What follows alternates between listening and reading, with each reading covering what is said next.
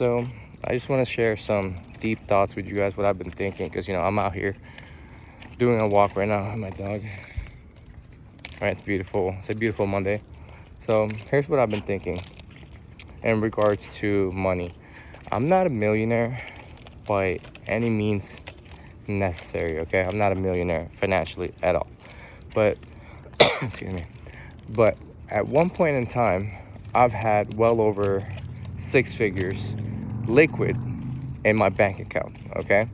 And to tell you honestly, in regards if money makes you happy, money alone does not make you happy, but having money creates a lot of opportunities for you, a lot of investment opportunities, a lot of vacation opportunities, and if there's a lot of things that you don't want to do, and if you have money, you don't have to do it, right? Given that you have enough, right?